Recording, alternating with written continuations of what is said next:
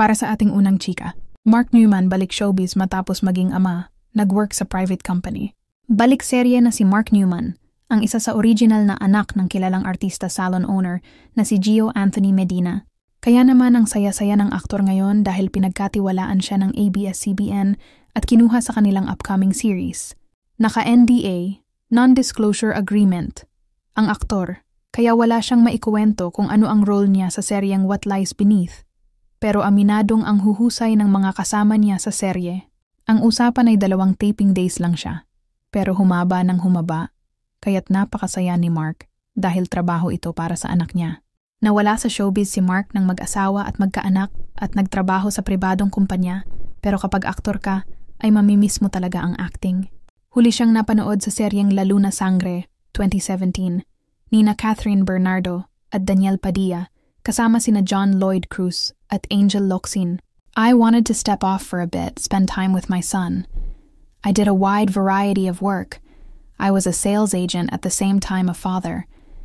I was operations manager for a restaurant cafe from menu building, recipe, cooking, placing positions, reports, purchasing, anything under the sun, kwento ni Mark. Pero tinawag uli siya ng showbiz. I missed acting. I miss portraying characters. It has been so long. Nakachikahan namin si Mark sa relaunching ng Artista Salon ni Gio sa Panay Avenue, Quezon City with new partners na sina Margaret Go at Lotis Reyes. Bago pa ang relaunching ay nabanggit ni Gio na balik showbiz na si Mark. Aminado ang aktor na talagang ipinanalangin niya ito at kung tama ba ang desisyong gagawin niya. I laid down one night and prayed, if you think okay bumalik sa showbiz, if you have anything for me.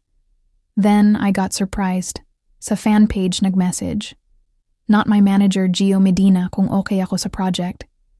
I was nervous. It has been so long. What my performance would be like? It is like riding a bike. You never forget it, but you need to retrain yourself. Pahayag ng aktor.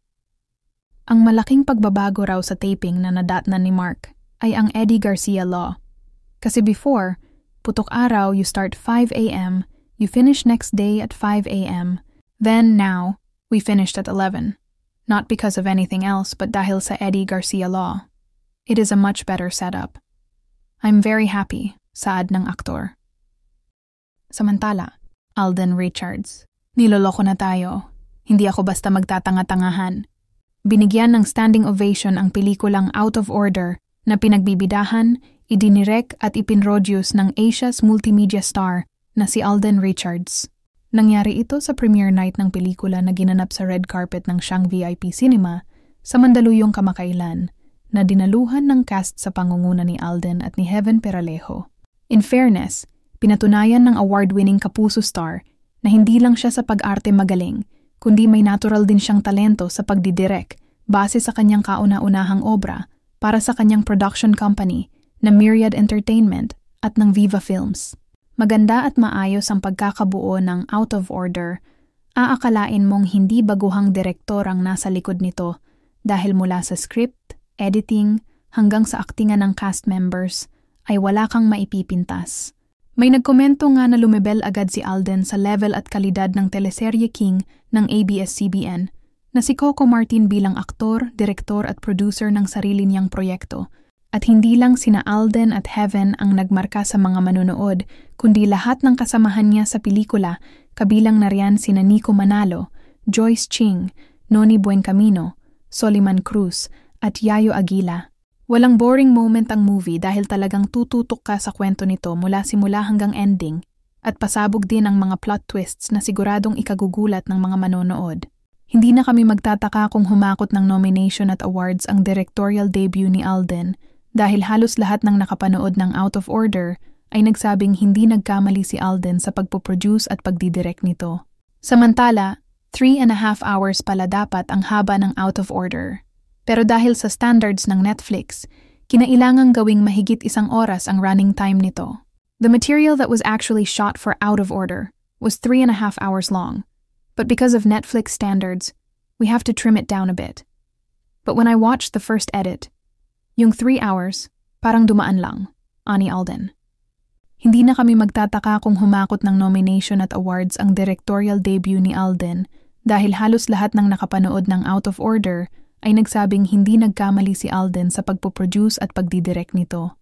Samantala, 3.5 hours pala dapat ang haba ng Out of Order. Pero dahil sa standards ng Netflix, kinailangang gawing mahigit 1 oras ang running time nito. The material that was actually shot for Out of Order was 3.5 hours long, but because of Netflix standards, we have to trim it down a bit. But when I watched the first edit, yung 3 hours, parang dumaan lang, ani Alden. Pero siniguro ni Alden na walang masasayang sa mga eksena ni na Heaven at Noni at ng lahat ng kasali sa movie. When I saw the script and the efforts of my co-actors, hindi pwedeng may maiwan na role. Every role was essential. But more than anything, whether it's the 3-hour and 30-minute or the 1-hour and 45-minute, the message is still there. Nakaka-proud lang, aniya. 2 buwan daw nilang dinevelop ang script katuwang ang mga abogado. We had to make sure the script was perfect, and hindi okay lang yan, ani Alden. Ito'y kwento ng isang batang abogado, Alex Roman, na ipagtatanggol ang sariling ama, David Roman, laban sa dating girlfriend. Napapanahon ang tema ng Out of Order dahil sa mga nangyayari sa bansa natin. The battle for justice is every day. Injustice is very dominant in our society, hindi lang sa Pilipinas. Unfair treatments and power abuse, and I am just so frustrated with what's happening. Niloloko tayo ng mga people in power, and I'm brave enough to say na hindi ako magtatanga-tangahan sa nakikita ko, because that is my favorite part. In this movie, justice is not blind. It's being blinded. Binubulag ang hustisya sa mga tao, aniya. Sa pamamagitan ng Out of Order, I hope that courage, and as long as we're fighting for the good and for the good of our fellow men, I hope we don't go wrong when we fight for justice and the truth. I hope this film will deliver that message. The reminder to keep fighting for the truth is every day. Aniya pa. Mapapanood na ang Out of Order sa Netflix simula ngayong Huwebes, October 2. Sa ating huling chika for today's video, Shuvi Etrata Ambassador ng Boy Scout of the Philippines, laging handa. Sa gitna ng mga pangnenega at panghuhusga sa kanya ng bashers, mas pinipili pa rin ni Shuvi Etrata na magpakapositibo. Isa na riyan ang gumawa ng mga makabuluhang bagay tulad ng pakikiisa sa mga ipinaglalaban ng Boy Scout of the Philippines, BSP. Ibinandera ng BSP ang good news ng pag-join sa kanila ng Kapuso Star at dating Pinoy Big Brother Celebrity Collab Edition, housemate, na si Shuvi Etrata bilang bago nilang Scout Ambassador. Nagbahagi ng video ang BSP sa kanilang official Facebook page kung saan mapapanood si Shuvi na nagsishare ng message para sa mga Boy Scouts sa Pilipinas. Nandito na siya. The nation's darling joins the scouting fam. Say hello to our newest Scout Ambassador, Shuvi Etrata, ang mababasa sa caption ng FB post. Bringing energy, passion, and inspiration to every adventure.